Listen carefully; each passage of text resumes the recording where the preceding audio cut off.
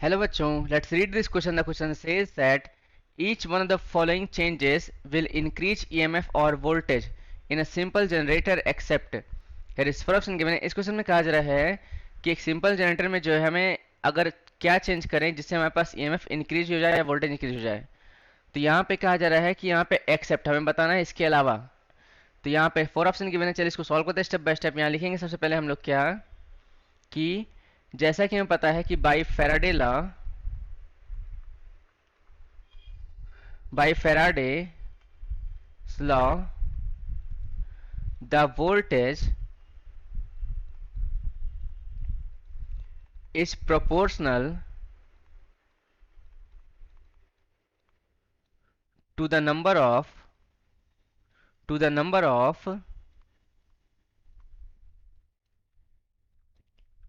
windings, right? And उसके अलावा यहाँ पे क्या है कि the rate of the change in the magnetic field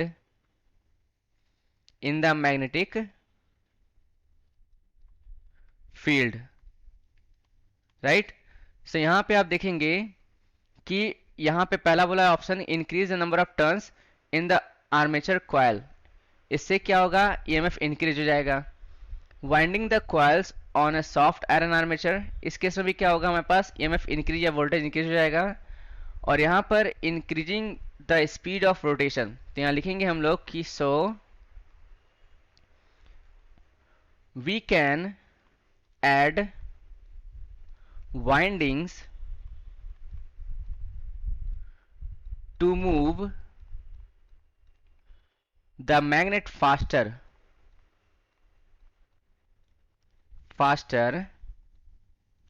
or use a stronger magnet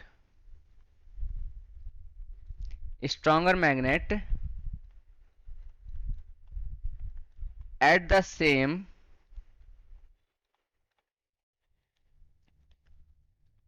rate to increase the voltage और EMF, राइट. सो यहाँ पे आप देखोगे,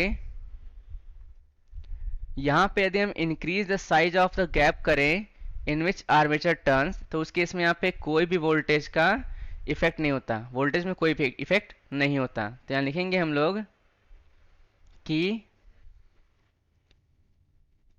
the increase in the size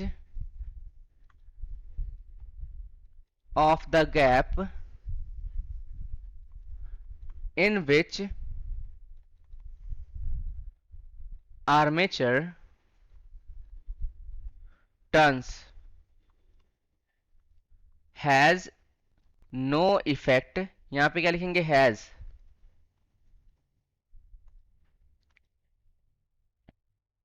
has no effect on voltage और EMF, right. So finally लिखेंगे यहाँ पे क्या कि हेंस ऑप्शन कौन सा करेक्ट है, यहाँ पे देख लेते हैं. ऑप्शन सी करेक्ट है, right. Option C is correct. इसको हम हेडर से मार्क कर दे रहे हैं ऑप्शन सी को. ये हमारा ऑप्शन करेक्ट है, राइट. अर्थात हम कह सकते हैं कि increase EMF, change will increases EMF और voltage in a simple generator. तो यहाँ पे कौन सा होगा, अगर हम इंक्रीज करें number of turns in armature coil तो उस केस में इंक्रीज होगा EMF. Winding the coil on a soft iron armature, इस केस में भी क्या होगा, इंक्रीज होगा.